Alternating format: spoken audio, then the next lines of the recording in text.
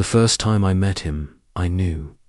Not in the cheesy, love-at-first-sight way you see in movies, but in a quiet, almost grounding way, like my heart had finally found some place safe to land.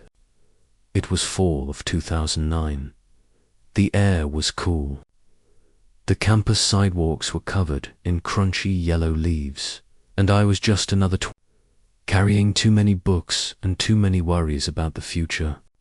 And then there he was. He wasn't the kind of guy who turned heads instantly. He didn't have the movie star looks or the loud, magnetic presence. What he had was something different. An easy smile, soft eyes, and a patience that felt rare in a young man. He listened like what I was saying mattered. And that's how it started. Our love grew out of the little things. Late night coffee in the library when our eyes were heavy from studying. Long walks back to the dorms under streetlights that glowed a soft orange, making the night feel warmer than it was. Petty arguments over nothing important, the kind where he'd always be the one to back down first. Not because he was weak, but because he valued peace over being right. That, I think, was one of the first things that made me fall in love with him. We built a rhythm together through college and beyond. First jobs, cheap bus trips to places we couldn't really afford but wanted to see anyway. The comfort of knowing no matter what, we'd choose each other at the end of the day. While friends dated, broke up, got back together, we just stayed. It felt like the most natural thing in the world. When he proposed, it wasn't a shock. It felt like the next step in a story we were already writing. But the way he did it still makes me emotional when I think about it. No grand gesture, no spotlight. Just a cold winter evening in our little apartment, the smell of soup simmering in the kitchen.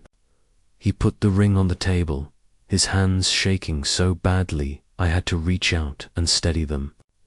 "I can't promise I'll be perfect," he said, voice breaking a little, "but I promise I'll always walk through everything with you," and I believed him. I believed him with my whole heart. 6 years ago, on a bright June afternoon, we stood in front of friends and family and said, "I do." It wasn't a lavish wedding, it didn't need to be. I wore a simple white dress, and when I walked down the aisle, I caught the look on his face. Pure joy, pure love. People tell you weddings are just one day, but to me it was a promise etched in time. A reminder that no matter what life brought, we'd chosen each other. The early years of marriage were blissful. Not perfect, but real and warm in all the ways that matter. We didn't have much, but our little apartment was filled with laughter. Mornings meant his coffee, my scrambled eggs. Nights meant shared shows on the couch, or sometimes just lying next to each other in comfortable silence with books in hand. He had this habit of brushing his hand lightly against my back before we fell asleep, and it made me feel so safe, like nothing could touch us as long as we were together. His family became mine too. His mum treated me like a daughter. On holidays, I'd help her cook, set the table, clean up after. His dad once told me, "He's better because of you." And I believed that, too. It wasn't just him I was marrying, it was all of them. A family that made me feel like I belonged. In my heart, I thought my life was set. Love, I believed, didn't have to be dramatic or explosive to be true. It could be steady, like a river, constant, dependable, carrying you both forward. I thought our love would keep us safe from whatever storms life tried to throw at us. But sometimes, the storm doesn't come from the outside. Sometimes, it comes from the very person you trust most. And the cruelest part, you don't see it coming. You're too busy basking in the happiness you've built. blind to the tiny cracks forming just beneath the surface. I didn't know it then, but even in those years I called paradise, fractures were forming, invisible, silent, but growing, and eventually they would split everything wide open. I never thought that something as simple as picking up a phone could shatter my world into pieces. That rainy afternoon, sitting on the sofa we'd picked out together years ago, I wasn't looking for anything. I wasn't suspicious. I wasn't snooping. I was just there, listening to the soft percussion of rain against the glass, wrapped in the cozy familiarity of our home. And then his phone buzzed, a harmless vibration, the kind I'd ignored hundreds of times before. But that day, I reached for it, just to check, just to peek at something I thought would be trivial. It wasn't trivial. It was everything. The words stared back at me from the screen, sharp and merciless. I love you. Don't forget to eat. Wish I could fall asleep with you tonight. My breath caught in my chest. My hands shook, and then I scrolled, and scrolled, and scrolled. The thread didn't stop. It went back weeks, months, years. 2 entire years. For 2 years, my husband, the man I had loved since my early 20s, the man I trusted without hesitation, had been telling another woman he loved her. He had been laughing with her, comforting her, sharing inside jokes with her. He had deleted thousands of messages, carefully curating what I might see, yet somehow left these scraps behind, like clues in a cruel game. And in that moment, the air was ripped out of my lungs. I stared at our living room, the sofa, the rug, the framed photos, the bookshelf fan. Felt as if everything around me had been staged. Props in a theater. A set designed to convince me that our marriage was still real, that he was still mine. The truth was uglier. I had been living in a performance for 2 years, and I hadn't even known it. I sat there in silence, tears sliding down my face, not even bothering to wipe them away. I felt hollow, emptied out, as if someone had reached inside me and scooped away my heart. And then the front door opened. He stepped inside, shaking off the rain, humming under his breath, normal, casual, as if the world hadn't just imploded. When he saw me, he stopped. Our eyes met. And just like that, he knew I had seen. He knew there was no excuse, no explanation that could erase the evidence now seared into my memory. He took a step forward. I instinctively shifted back, recoiling as if his presence burned me. That small motion told him more than any words could. He froze, his mouth half open, his hands hanging uselessly at his sides. We didn't speak that night. Later, in bed, the silence was unbearable. He lay turned away from me, his back a wall I couldn't cross. I stared up at the ceiling, tears blurring my vision, every memory we had ever shared flashing before me like a cruel slideshow. The proposal by the river, our wedding day, Sunday mornings with pancakes, quiet nights with wine and laughter. All of it now poisoned by the knowledge that, while I thought we were building a life together, he had been building something with her. I rolled to the other side of the bed, clutching the edge of the mattress like it was the only thing keeping me from falling apart. In the darkness, I heard him sigh. Not an apology, not regret, just a long, heavy exhale that seemed to say, I don't know what to do either. And in that sigh, I realized there was no going back. A crack had split through the foundation of our marriage, and no matter what we tried to patch it with, it would always be there, waiting, festering, ready to split wide open again. The next morning, The house felt foreign. The kitchen, the same kitchen where we had spent countless mornings brewing coffee and teasing each other, was suffocatingly quiet. He moved around stiffly, pouring cereal, pretending this was just another day. I sat at the table, my coffee untouched, staring at the steam rising from the cup. He didn't try to speak, neither did I. Every clink of a spoon, every shuffle of footsteps echoed louder than words. I watched him, this man I had once considered my safe place, and all I could feel was disgust. Disgust at his calmness, at his ability to sit there and eat while I was unraveling inside. Disgust at myself for still noticing the way his hair stuck up in the back, for still recognizing the curve of his jaw, for still aching despite the betrayal. When he finally looked up, his eyes met mine. For a split second, I thought he might apologize, that he might confess everything, beg me to forgive him. But instead, he just lowered his gaze again, shoveling cereal into his mouth like a coward. That was worse than the texts. The days that followed blurred together. We still lived under the same roof, but we were ghosts haunting different corners of the house. He lingered in his office. I drifted between the bedroom and the living room. We didn't touch. We barely spoke.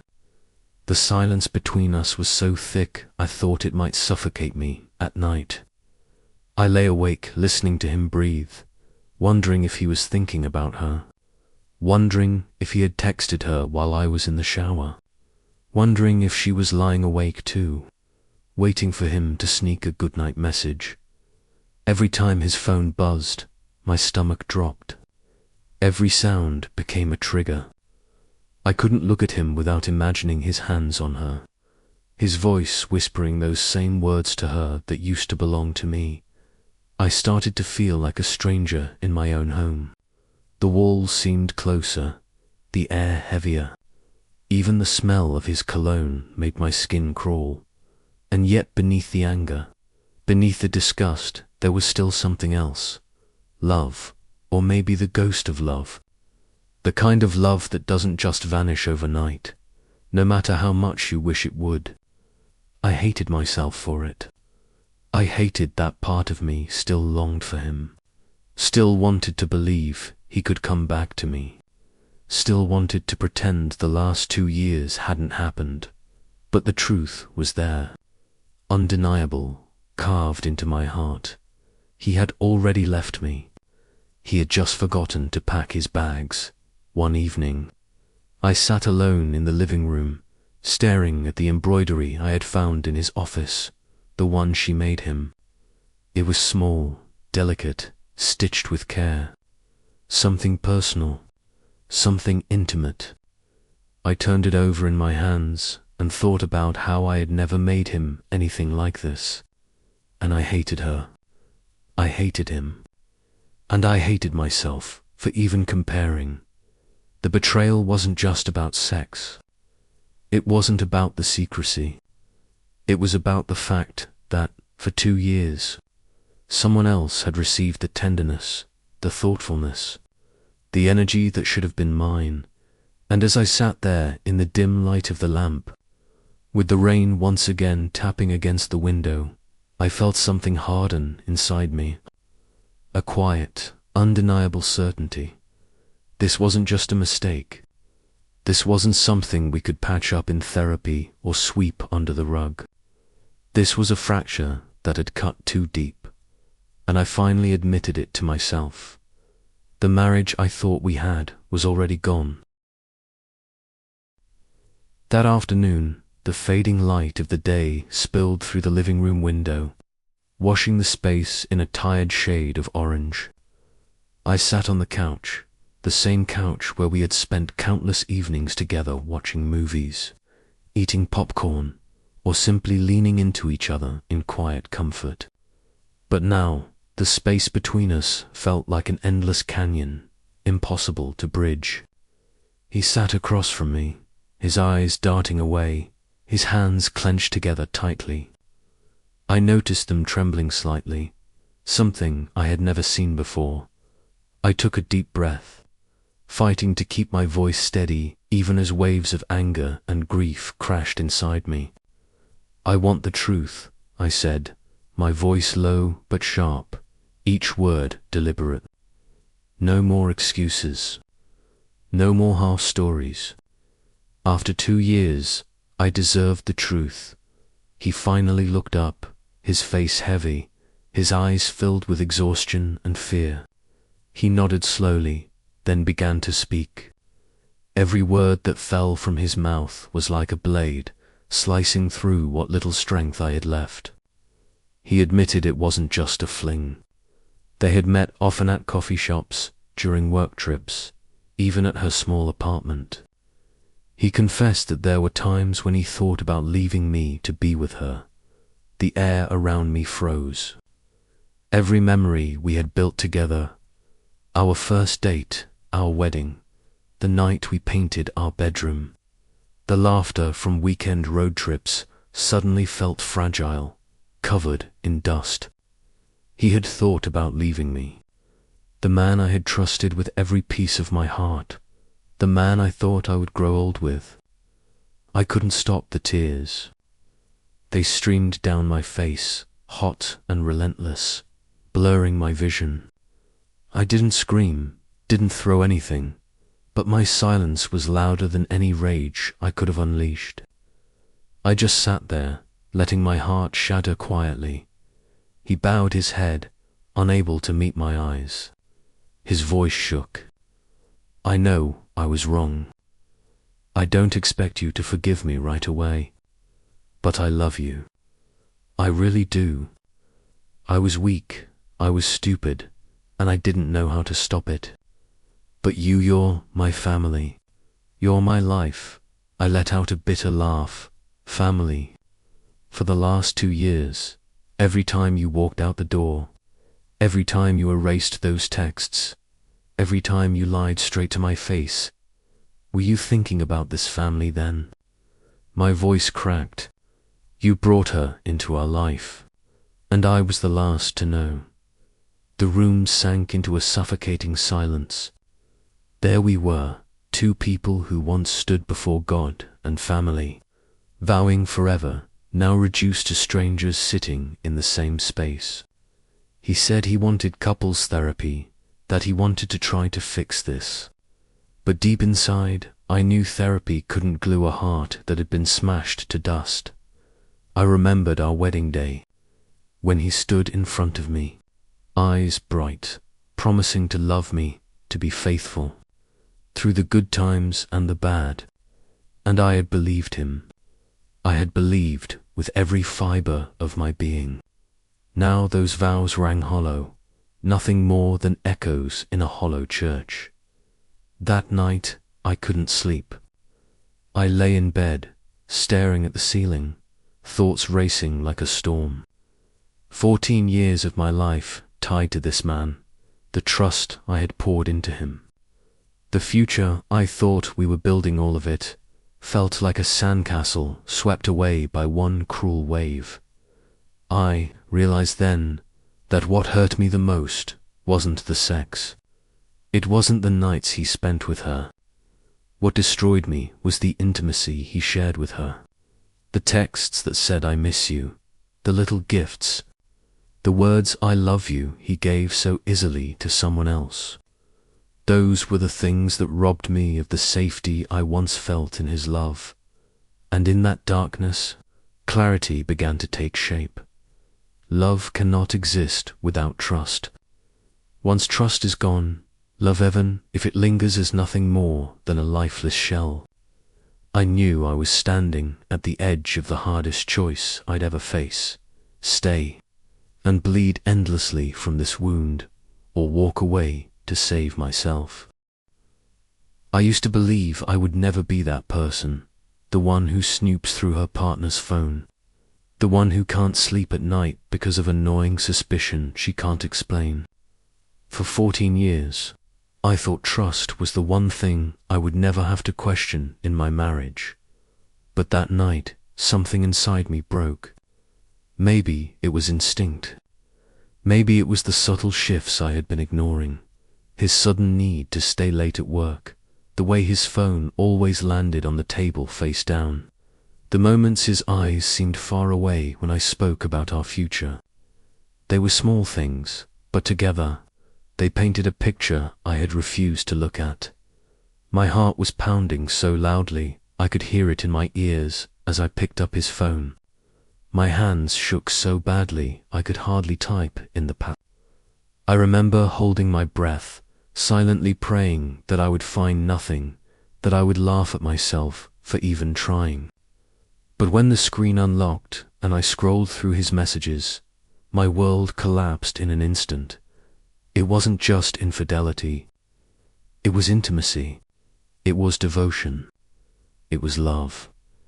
There were over 900 deleted texts, but a few remained enough for me to see the truth.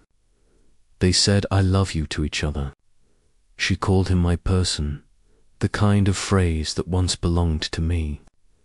He kept a love note she had written him, tucked away as if it were precious, and in his office drawer, folded carefully between files, was an embroidery she had made, not tossed aside, not forgotten, preserved, hidden, cherished. I froze.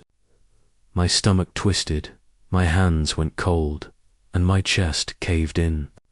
I wanted to scream, but the sound wouldn't come out. I wanted to throw his phone across the room, but instead, I just stared at the words until my vision blurred with tears. It wasn't the physical betrayal that destroyed Manot at first. It was the thought of him giving his heart to her, laughing with her, sharing his private thoughts, letting her hold parts of him that I thought were mine alone. For 2 years. 2 whole years of him living a double life, and me living in ignorance. I confronted him that very night. My voice shook, my hands trembled, but the rage in me burned like fire. I held up his phone and whispered, 2 years. You told her you love her. He turned pale. His lips moved, but no words came out. And then, as if a dam broke, he started crying, apologizing, begging. He said she was the only one, that he had been lost, that he had made a mistake but never stopped loving me. But how could I reconcile those words with the evidence? The hundreds of deleted texts, the love notes, the intimacy, the casual cruelty of lying to me every single day while still sharing my bed. How could he say he loved me while protecting nothing, not even my health, sleeping with her without condoms, never once getting tested, then coming home and kissing me goodnight? I told him if he wanted any chance at salvaging this marriage, there could be no more secrets. I wasn't asking for flowers or dinners or grand promises. I asked him to install a tracking app on his phone. Not because I wanted to be his warden, not because I wanted to stalk his every move, but because I needed a gesture. I needed proof that he had nothing left to hide. At first, he agreed. His voice was desperate, his eyes red. He said, "I'll do anything. I'll prove it to you." But the next morning, when he came back to grab his things, his tone had changed. He said he'd thought about it, and he didn't want to live under surveillance. He wanted us to go to couples therapy first. Without the app, I laughed. Though it wasn't really laughter, it was disbelief. Therapy without trust, without even the one thing I had asked for after 2 years of lies. No, I made it clear, the app came first. Not because it would heal me, but because it would show me he was willing to meet me in the wreckage, willing to step into the fire he had started and face it without flinching. Now we were suspended in limbo. He was still considering it, and I was trapped in a cruel waiting game, my life on pause, my heart clawing at every second that passed at night. When I tried to sleep, the images returned.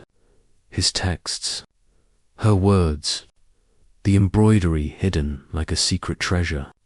My chest would tighten until I couldn't breathe, and I would curl into myself, crying into a pillow that no longer smelled like safety. And that was when the truth began to take shape, as painful as it was. Maybe this wasn't limbo. Maybe this was already the end. The affair had ended any illusion of trust. His hesitation, his refusal, was just proof of what I didn't want to admit. Love had already died between us. Love doesn't survive on apologies. It survives on honesty, respect, and effort. He had shattered all three.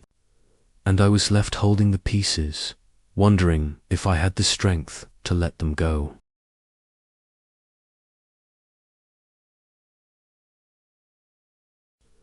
The morning light crept in through the blinds like an uninvited guest, harsh and unforgiving. I had barely slept. My body ached with exhaustion, but my mind refused to rest.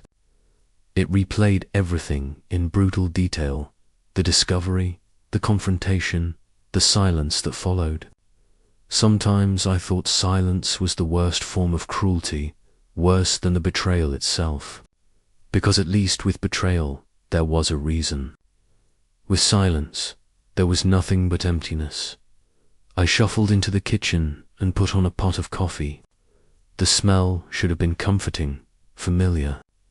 Instead, it mocked me. Coffee had always been our ritual. Saturday mornings, sitting side by side at the table, hands wrapped around warm mugs, talking about everything and nothing. I stared at the two mugs hanging on the rack. One was chipped from when he had dropped it years ago. I had told him to throw it out, but he insisted on keeping it. "It's still good," he said, "like us, imperfect, but strong." The memory hit me like a punch to the gut. He had said that while another woman was already in his life. I poured coffee into my mug, but not his. That small act broke something inside me. For the first time, I didn't make 2 cups. For the first time, I admitted this was just mine now. The house was quiet, except for the hum of the refrigerator. But even in silence, I heard echoes. Echoes of laughter, of arguments, of footsteps running up and down the stairs. It was as if the house itself refused to let me forget. Every corner was haunted. I wandered through the living room and sat on the couch. My hand automatically reached for the blanket we used to share. I pulled it around me and inhaled. It still smelled faintly of him, of his cologne, of the life we built. I held it tighter, and for a terrifying moment, I wanted nothing more than for him to walk through the door and make this nightmare vanish. And then the rage came. How dare he make me long for him after what he had done?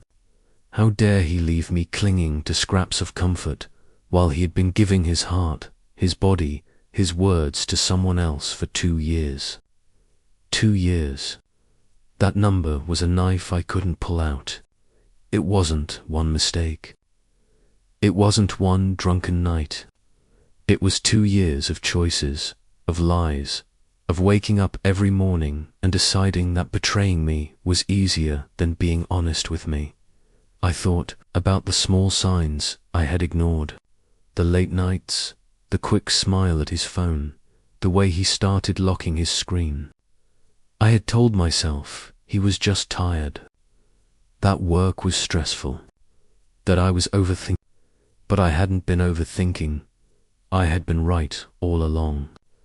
I just hadn't wanted to see it, and that guilt was its own kind of punishment. Not only had he betrayed me, but I had betrayed myself by silencing my own intuition. I pressed my palms into my eyes until stars danced in the darkness. Why wasn't I enough? I whispered to the empty room. That question consumed me. I asked it in the shower. I asked it while cooking dinner. I asked it lying awake at 3 a.m. The silence never answered. But then another voice crept in, the voice of anger, sharper than grief. It wasn't about you.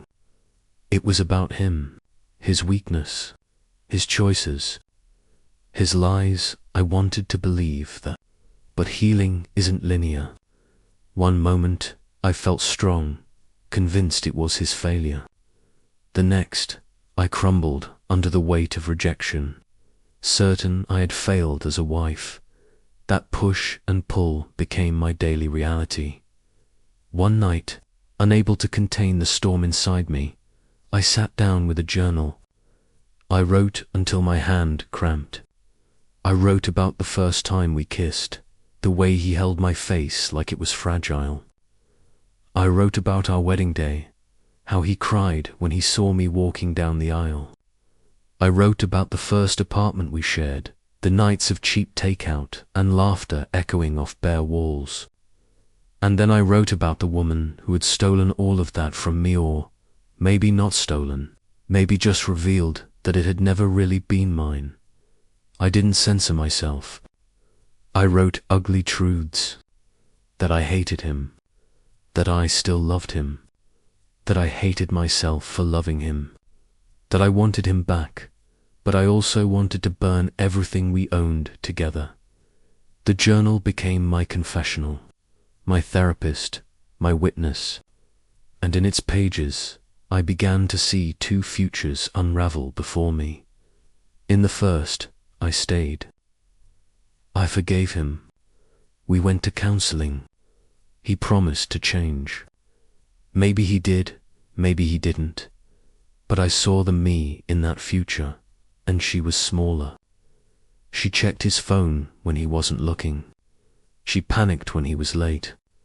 She measured every kiss, every I love you, against the memory of the other woman. That version of me lived in a cage, one she had built with her own forgiveness.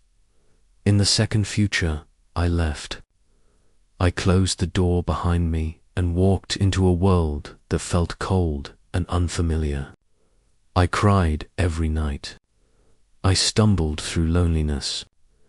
But slowly, painfully, Sheetha me in that world began to rebuild. She discovered new routines, new joys, even new love someday. She wasn't free of pain, but she wasn't imprisoned by lies anymore. The choice between those futures consumed me.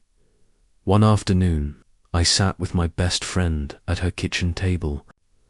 I told her everything, every suspicion, every discovery, every sleepless night. She didn't interrupt. She just listened, her eyes never leaving mine. And when I finished, when I was shaking from the effort of putting it all into words, she said softly, "You don't have to save this marriage by destroying yourself. He broke it, not you. You deserve more than scraps of love." Her words cracked something open inside me. Tears spilled down my face, but for the first time, the tears felt cleansing, not suffocating. That night, I began to plan. Quietly, secretly, I gathered documents. I wrote lists. I imagined packing boxes. Each step was terrifying, but it was also grounding. For the first time in weeks, I felt like I wasn't just waiting for his decision. I was making my own, and then the truth became undeniable. He hadn't slipped once. He hadn't made a single mistake. He had chosen betrayal every day for 2 years. If he could choose betrayal, I could choose freedom. It wasn't a sudden moment of clarity. It was a slow, painful acceptance, like a tide rising until you realize you're already standing waist deep in water. But once I admitted it, I couldn't go back. I looked at him across the dinner table one night, his eyes tired, his face drawn, and I realized I no longer recognized him. Or maybe I finally saw him clearly for the first time. The love I had carried for so long, so fiercely, was gone. Not because I had stopped loving, but because he had burned it down until nothing was left but ash. and I decided I would no longer breathe in the smoke. This was the end of us. The morning light slipped through the blinds, thin and sharp, like a reminder that the world kept moving forward whether I was ready or not. I had barely slept. My body ached, but there was a new kind of stillness inside me. Not peace, not yet. More like emptiness, but an emptiness that, strangely, felt lighter than the crushing weight I had carried for weeks. I padded into the kitchen and turned on the coffee maker. The hiss and drip filled the silence of the house. Once, this sound had been part of our ritual. Saturday mornings meant to mugs on the table, hands brushing as we reached for the sugar, laughter mixing with the steam rising from the cups. Today, there was only one mug. Mine. I stared at his, the chipped white one he'd insisted on keeping because it was still good. Like us, imperfect but strong. That memory should have broken me. Instead, I picked up my own mug, poured the coffee, and drank it without shaking. I can live like this, I thought. I can live without him. Later that day, I met my mother at a small diner we both loved. She already knew most of what had happened, had cried in her arms more times than I could count since the night of discovery. But this time, I didn't cry. I told her, calmly, that I was considering divorce. The word left my lips like it had been waiting there all along. She listened, silent, then reached across the table and held my hand. "Sweetheart," she said softly, "I know you've tried. But some things can't be put back together once they're broken. This isn't your fault." Her words loosened something in my chest. For weeks, I had been asking myself if I hadn't been enough, if there was something I could have done differently, if maybe the blame was mine. But she was right. I had loved with everything I had. The failure wasn't in my love, it was in his betrayal. That evening, I sat at my desk and opened my laptop. Divorce just weeks ago, the word had terrified me. It had felt like a foreign language I would never need to learn. Now, I searched for lawyers, for steps, for paperwork. Dry, legal words appeared on the screen, but they didn't feel like lifeless documents. They felt like the first stones of a new path, one I was finally willing to walk. The phone rang. His name lit up the screen. For a moment, my breath caught. I almost didn't answer, but I did. His voice was rough, tired, broken. "I think we should try again," he said. "Therapy, counseling, whatever it takes. I know I screwed up, but please, don't leave me." Once, those words would have been everything I had prayed for. But now, they felt empty. I spoke slowly, clearly, almost gently. "You had 2 years to choose me. Every day, you chose her. Now, it's my turn to choose. And I choose myself." Silence. His breath caught, a sharp exhale, like he'd been punched.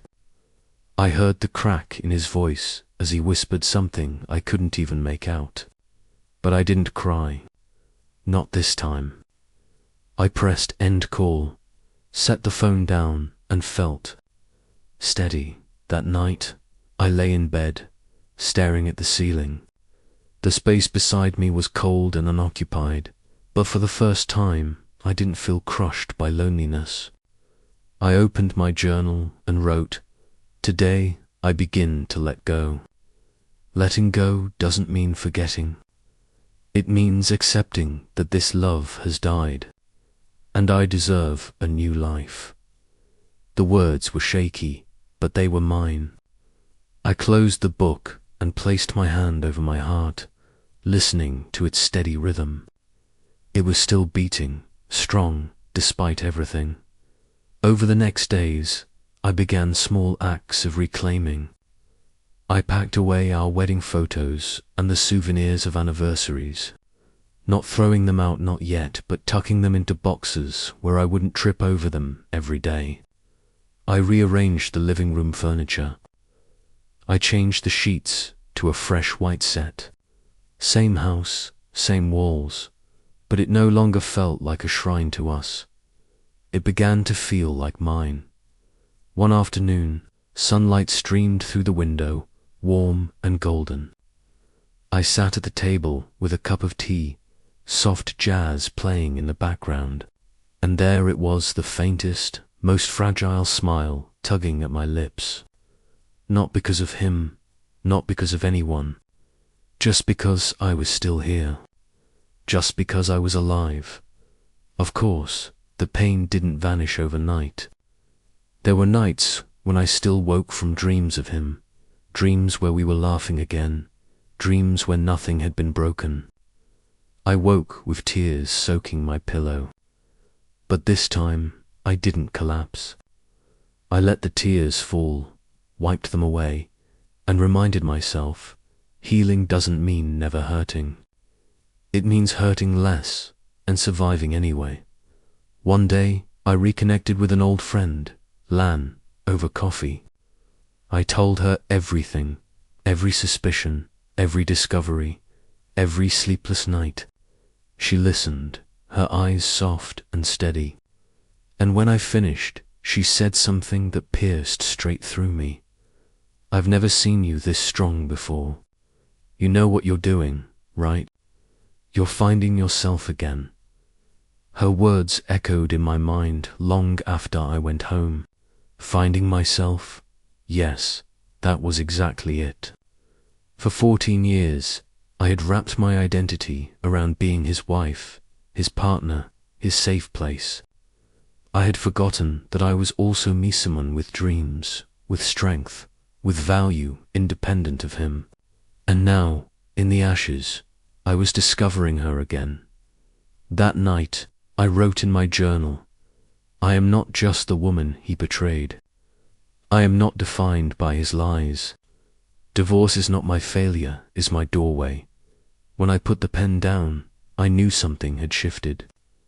I was no longer begging for scraps of love. I was no longer clinging to the ghost of what we had been. I was choosing to walk away. The next morning, I picked up the phone and called a lawyer. My voice didn't shake. I'd like to start the divorce process, I said. The words came out steady, sure, final. When I hung up, I stepped onto the balcony. The sky was a brilliant blue, the kind of sky that stretched endlessly, wide and unbroken. A breeze lifted my hair, cool against my skin, and for the first time in a very long time, I felt free. The sky, the air. This life, it was all mine. I didn't need his betrayal to define me anymore. I closed my eyes, breathed deep, and knew this was just the beginning. The journey of letting go had started, and though the road ahead would be uncertain, it was mine. And that was enough. The first morning after he left, I woke to a silence that felt unnatural. The bed beside me was cold, the sheets neatly tucked as if no one had ever touched them. For years, mornings began with his movements, the groan of the closet door, the clatter of mugs, the smell of coffee. Now, there was none of that. At first, the silence pressed down like a weight, but then I realized I could breathe. No tension in my chest, no watching his phone, no waiting for the next lie.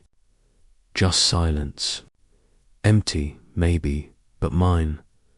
I pushed aside the blanket, felt the chill on my feet, grounding me in the present. Coffee was us, so I reached for chamomile tea instead. Holding the steaming cup between my palms, I caught my reflection in the fogged window, messy hair, tired eyes, but eyes that looked different. Determined, fragile, quietly strong. I spent the morning reclaiming the house. I packed our wedding photos, vacations, birthdays, and candid shots into a cardboard box. Hands trembling, I taped it shut and tucked it away. Not gone, just out of sight. Healing required space. By noon, I sat in a corner cafe with Lan, my best friend. I called a lawyer, I whispered. I'm moving forward with the divorce. She squeezed my hand. It's the hardest thing you'll ever do, but it's also the bravest. Don't forget that. Her words cut through me. I had lost myself in the shadow of keeping the marriage alive at any cost. That afternoon, I walked alone beneath oak trees. Sunlight filtered through the leaves, scattering gold across the pavement. I tilted my face to the sun and breathed fully, not happy, but alive. Step by step, I moved forward. That night, I opened my journal. Day 1 of starting over. I am afraid. I am lonely, but I am free. Maybe freedom always comes with loneliness. Maybe that's how it's supposed to be. The following days were small acts of reclamation. Pale blue curtains, plants on the windowsill, yoga classes. At first awkward, I gradually found my rhythm. After one session, a woman said, "You have strong eyes. I can tell you've been through something." It felt like acknowledgement, like I existed beyond my grief. I danced alone at home, arms outstretched, laughing. Some nights I dreamed of him pulling me close, whispering mistakes, love. I woke with my pillow damp, fingers hovering over his name. Each time I put the phone down, I remembered the 2 years of lies. I chose silence. One rainy afternoon, I signed the divorce papers. Each stroke of the pen was a cut and a stitch, painful but necessary. Outside, the rain poured. I tilted my face to the sky, letting it soak me, baptize me. That night, I wrote, "Today, I signed the papers. I am no longer the betrayed wife. I am me, alone, but new." The days after were for discovery. I booked a weekend trip to a coastal town. The first morning, I sat on the sand, watching the relentless waves and sunrise. I whispered to the wind, "Thank you for betraying me. Without it, I might never have learned to love myself." Tears fell, but different this time, cleaner, freer. I survived the fire. Slowly, I stepped into sunlight, fragile yet fierce, alone but no longer lonely. My life wasn't over. It was wide open, uncertain, and finally mine. The morning after I officially signed the divorce papers, I woke to an unfamiliar quiet. It wasn't the sharp agony I'd felt in the early days, nor the pure relief I had imagined. It was something in between, like standing halfway across a long bridge, with smoldering ruins behind me and an uncertain horizon ahead.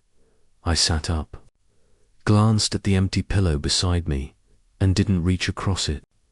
No tears came, only a small, bittersweet smile. "It's over," I whispered. "It's just me now." The house was silent, except for the clock ticking steadily in the living room. I opened every window, letting morning light pour in, while a cool breeze carried the earthy scent of last night's rain. For a moment, my pale blue curtains billowing in the wind made the space feel entirely new. I brewed chamomile tea instead of coffee, sitting slowly, savoring the warmth and aroma. For years, every routine, the coffee, the shared mornings, the rush had tied me to him. Now, in this quiet, I could just be. It wasn't peace, not yet, but it was space. Mine.Lan dropped by around noon, a basket of fruit and pastries in hand. "You look different," she said, plopping onto the couch. not like the zombie you were a few months ago." I laughed, and for the first time, I felt her meaning.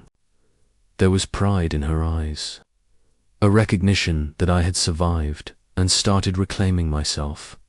The following week, I signed up for a painting class. My first strokes were messy, chaotic, dark blues and blacks sprawling across the canvas. But slowly, streaks of bright yellow and orange cut through the darkness, like small sparks of hope refusing to die. By the end of class, the painting was far from perfect, but when I looked at it, I saw myself grief, struggle, and a fragile spark of survival. For the first time in months, I felt pride without guilt. Back at home, I returned to the box of old photographs. I touched our wedding photo, expecting grief, but felt only a soft ache. These memories belonged to the past, not to my present. I placed the box on a high shelf, visible but no longer looming. I could hold them without being held hostage by them. Over the next weeks, I reintroduced myself to life. I walked streets alone, letting the world move around me. I lingered in cafes, sipped tea, wrote in my journal, and slowly, deliberately, built small routines just for me. Yoga classes, plants on the windowsill, quiet nights with music and books. These were small acts, but they were mine. A month later, I booked a solo trip to a coastal town. The first morning, I walked barefoot along the wet sand as dawn painted the horizon in pink and gold. The waves crashed against my legs, the wind whipping through my hair. I hugged my knees and whispered, "Thank you for betraying me. Because if you hadn't, I might never have come here alone, but alive." I wandered narrow streets, ducked into old bookstores, and spoke to strangers whose kindness echoed inside me. An elderly bookstore owner pressed a novel into my hands and said softly, "The greatest treasure in life isn't holding on to someone else. It's holding on to yourself." Her words carved themselves into my heart. On my last morning, I returned to the shoreline. The waves rolled and crashed, relentless and vast. I lifted my arms to the sky and shouted, "I'm alive. I survived." The sound was swallowed by the sea, but it rang inside me. The woman I had been fragile, broken, and dependent was gone. In her place stood someone still tender, but fierce. Alone, yes, but no longer lonely. Free, truly, and entirely mine. The weeks following my solo trip to the coast were strange and liberating all at once. Returning to my city apartment, I felt both emptiness and fullness at the same time. The space that once carried the echoes of his belongings, his scent, the traces of our shared life, was now entirely mine. I rearranged furniture, hung new paintings, and for the first time in years, I felt a deep, unwavering sense of ownership. This was my home, my sanctuary. Every morning, I woke up to silence, unbound by anyone else's schedule. I decided for myself, tea or coffee, a walk or yoga, writing or reading. Initially, this freedom was intimidating. I had never been entirely responsible for my own life like this. But slowly, it became exhilarating. I realized I could stand tall, self-assured, and at peace without needing to lean on anyone else. I also began to pay attention to the people around me. Lan remained my steadfast friend, always ready to encourage and remind me of my worth. But I felt a pull to explore new social connections through work, art classes, or yoga sessions. I learned to engage in conversations again, to laugh without reservation. Each encounter, however small, reinforced my growing sense of confidence. I began to understand that I could connect and even love again, but on my own terms. without losing myself in the process. One Friday evening, I attended a small gathering organized by some co-workers. At first, I lingered on the edges, listening to the hum of conversations, the bursts of laughter that seemed effortless. Then someone asked me to dance. I hesitated, then agreed. As we moved to the rhythm of the music, I felt an unfamiliar but intoxicating joy, the joy of a woman who knew herself, who had been liberated from the chains of the past. I danced without thinking of him, without fear, without old wounds tugging at my heart. For that moment, I was simply me. Even as I grew stronger, the past occasionally caught me off guard. Once, I ran into an old acquaintance of his at a coffee shop. He nodded politely when he saw me. My chest tightened, but I smiled, nodded back, and walked on. No anger, no tears. I realized then that I had gained control over my emotions. I could feel pain, but I no longer let it dictate my actions. Work, too, became a refuge. I threw myself into projects, approached tasks with creativity and focus. Investing in my career became not just a means of income, but a way to assert my value, to reclaim parts of myself I had neglected for years. I began pursuing personal projects, small ideas I had never dared to try before. Every completion, every tiny success, felt like a rebirth, a new layer of who I was becoming. One afternoon, I received an invitation from a fellow painting classmate to join a small group exhibition. Initially hesitant, I ultimately accepted. Standing among other works, listening to discussions, and watching people engage with my own piece, I felt a quiet pride, not because of their praise, but because I had dared to reveal myself, to be vulnerable and honest in my art. It was then I understood something crucial. Happiness wasn't given to me by someone else. It was something I cultivated myself. I was free, self-directed, and building a life entirely of my own design. Gradually, I began to embrace self-love more fully. I cared for my body, nurtured my mind, and protected my spirit. I no longer felt guilty for taking time for myself. Solo trips became routine, exploring new places, meeting new people, experiencing life in ways I had previously only dreamed of. Each journey, each encounter, became another brick in the house I was constructing, a house that belonged wholly to me, where I reigned as its undisputed owner. One crisp autumn morning, I sat on a park bench, leaves rustling around me. I closed my eyes, inhaled the cool air, and smiled. In that moment, I knew I had changed completely. I was no longer the fearful woman, betrayed and dependent. I was me, strong, independent, and aware of what I wanted.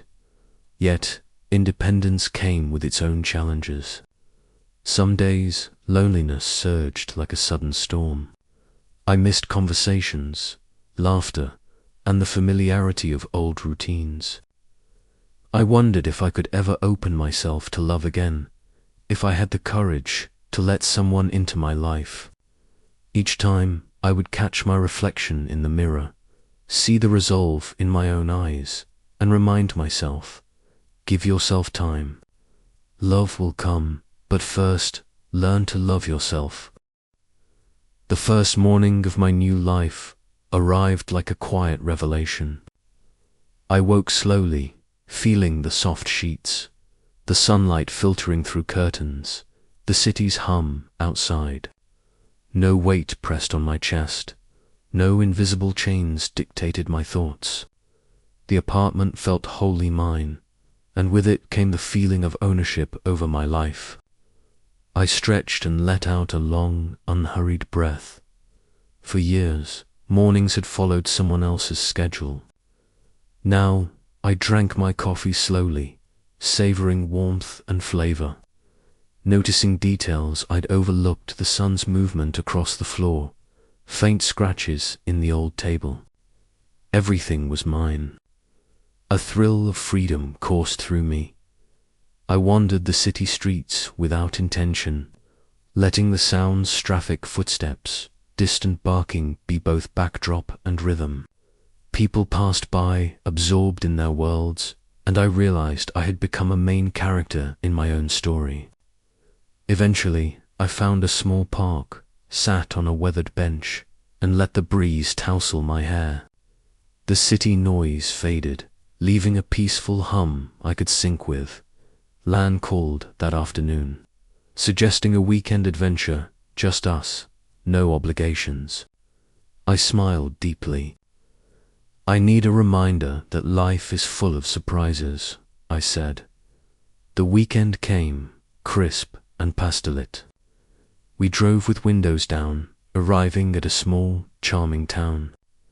Cobblestone streets led to cafes, galleries, and second-hand bookstores.